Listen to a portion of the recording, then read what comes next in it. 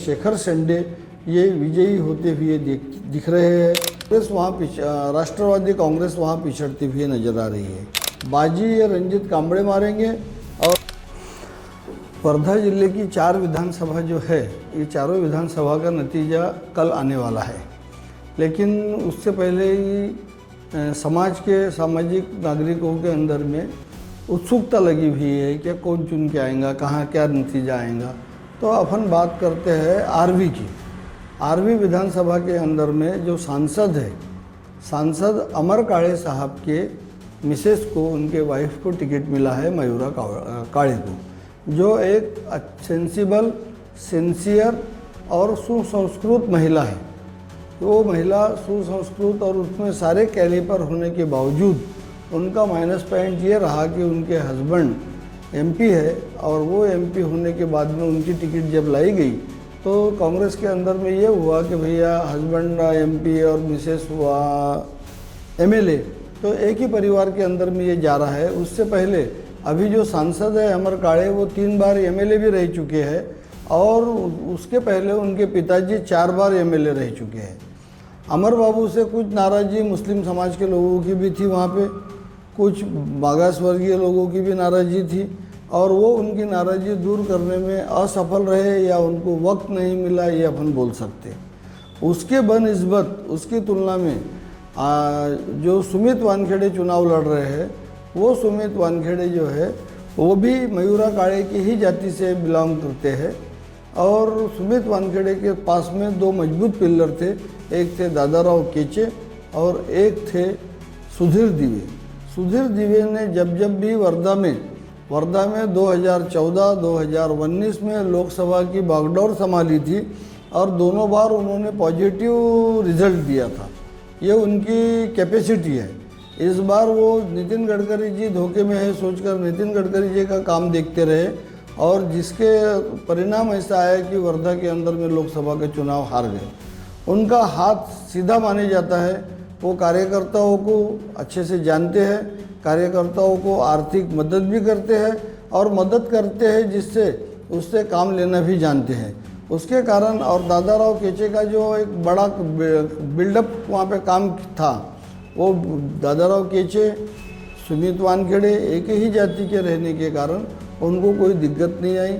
सुमित वानखेड़े ने वहाँ पर एक मेडिकल कॉलेज लाया, सुमित वानखेड़े ने कारंजा में MIDC लाई। तो लोगों का सोचना ऐसा था कि ये कुछ भी नहीं है, तो इसने ये 2 बड़े प्रोजेक्ट ला दिया, एक लिफ्ट इरिगेशन का काम किया, तो ये 3 बड़े काम किया भाई। तो जब ये कुछ भी नहीं है तो ऐसे 3 बड़े बड़े निर्णय लिया। अगर ये विधानसभा में MLA चुनकर आता है तो ये वहाँ का विकास करेगा, ऐसा लोगों का उसके बारे में बोलना था।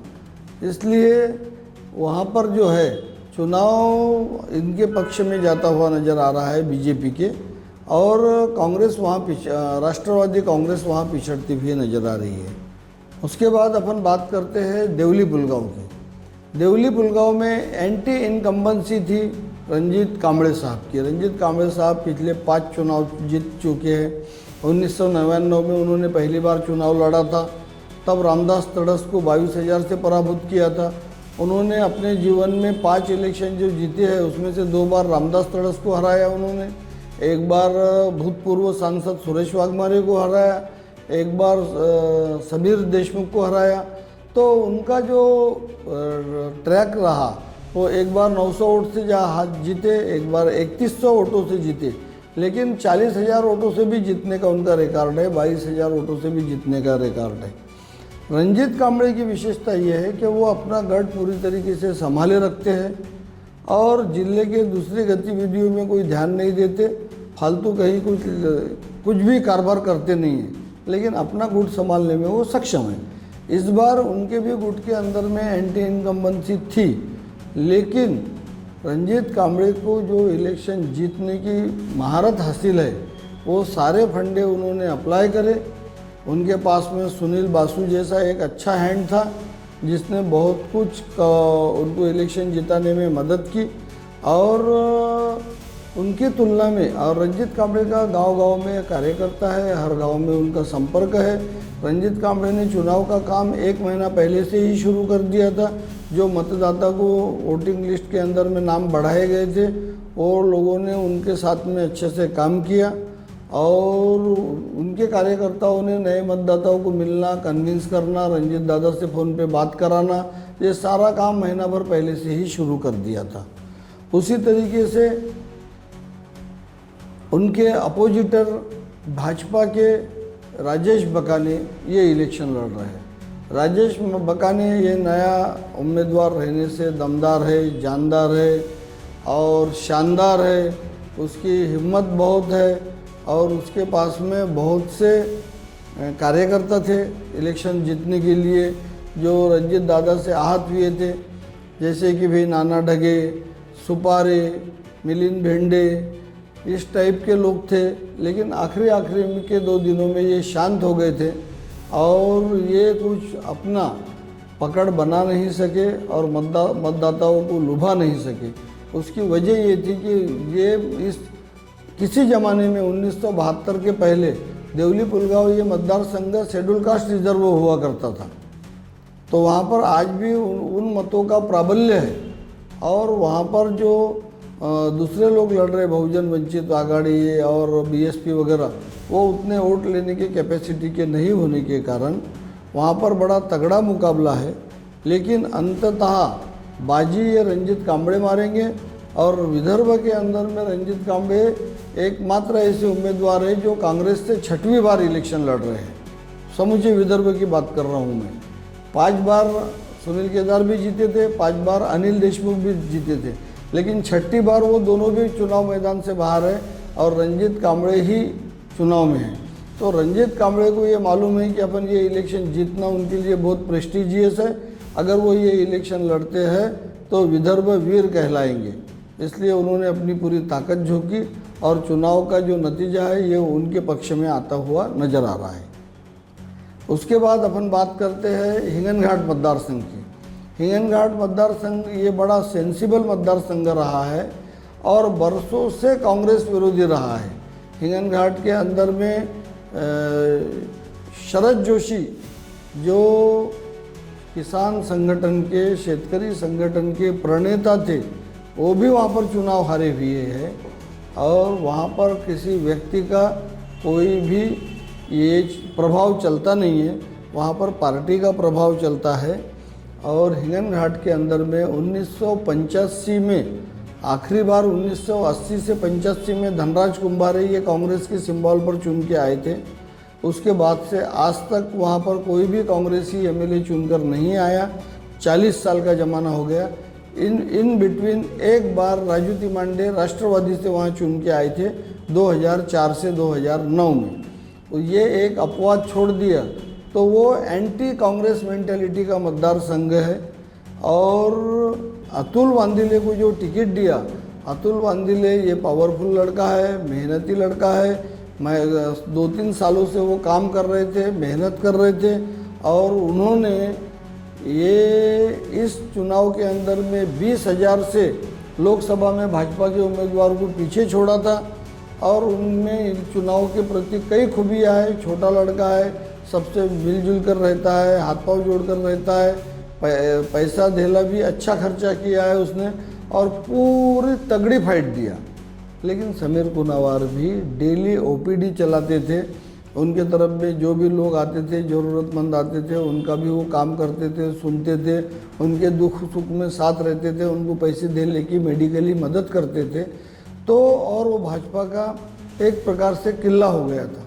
लेकिन राजू तिमांडे ने चुनाव में उतर जाने से, राजू तिमांडे और सुधीर कोठारी ये भी एक ताकत है। सुधीर कोठारी का समुद्रपुर में प्राबल्य है और हिंगनघाट के मोहता मिल के अंदर में इंटक के नेता है आफ्ताब खान। तो आफ्ताब खान और सुधीर कोठारी और राजू तिमांडे ये तीनों मिलकर के इलेक्शन लड़ने की वजह से थोड़ा फटका अतुल वांदिले को बैठता हुआ नज़र आ रहा है और अंततः वहाँ पर समीर कुनावार की सीट निकलने के इम्कानात असर ज़्यादा है। अब रहा चौथा विधानसभा वर्धा जिले का वर्धा विधानसभा। वर्धा विधानसभा कई मायनों में बड़ा अपने आप में महत्व रखता है। वर्धा विधानसभा के अंदर में बापूराव जी देशमुख सहकार नेता हो गए। जो एकमात्र आदमी वर्धा जिले से राज्यसभा पे गए थे।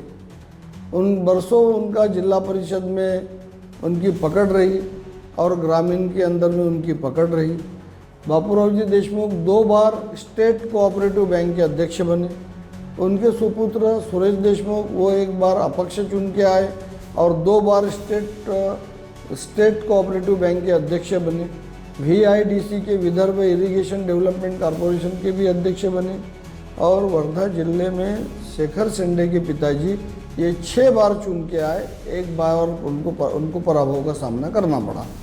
और प्रमोद शेंडे जी के पहले प्रमोद शेंडे जी के पिताजी 15 साल MLC थे, यानी 1960 से 1975 तक उनके दादाजी MLC थे। फिर 78 से 2009 तक प्रमोद शेंडे MLA रहे और 2009 से शेखर शेंडे यहाँ का नेतृत्व कर रहे हैं। शेखर शेंडे और पंकज भोयर की टफ फाइट है। पंकज भोयर का एक प्लस पॉइंट ये था कि वो 10 साल से MLA थे, विधायक थे, लेकिन वो कभी भी शहर के अंदर किसी भी गतिविधियों में कहीं पर भी कोई भी हस्तक्षेप नहीं करते थे। उन्होंने डेवलपमेंट का काम किया। डेवलपमेंट का काम करते हुए उन्हीं के पक्ष के लोगों ने वो भ्रष्टाचारी है और कमीशन खोर है ऐसा प्रचार करते रहे। 2-3 साल तक उनके ही पक्ष के लोगों ने वो भ्रष्टाचारी है ऐसा प्रचार, छुपा प्रचार करते रहा। और पंकज भोयर ये नागपुर के अंदर में फैमिली के साथ सेटल हो जाने की वजह से सैटरडे संडे को ही उनके वर्धा में दर्शन होने की वजह से उनके खिलाफ में क्या साजिशें चल रही है ये उन तक पहुंच नहीं पाई। और उनके इर्द गिर्द के लोग ठेकेदारी में और माल सूखने के अंदर में मगन रहे और ज़मीनी हकीकत उनको बताने से दूर रहे या बता नहीं पाए या उन तक भी ज़मीनी हकीकत पहुंची नहीं। मराठी वोटर उनके सोशल मीडिया से काफ़ी आहत था। उन्होंने कुछ काम यहाँ पर किए, रास्ते के काम किए, अच्छे काम किए, ये नहीं है। लेकिन जब डॉक्टर पावड़े चुनावी मैदान में उतरे तो डॉक्टर पावड़े का उतरना उनके लिए खतरनाक साबित हुआ। और डॉक्टर पावड़े एक अच्छे छवि के कुंडी समाज के पढ़े लिखे डॉक्टर थे। उन्होंने 5 साल पहले भी टिकट प्राप्त करने की कोशिश की थी। उनको टिकट नहीं मिलने से वो कंटिन्यू 5 साल तक काम में लगे रहे।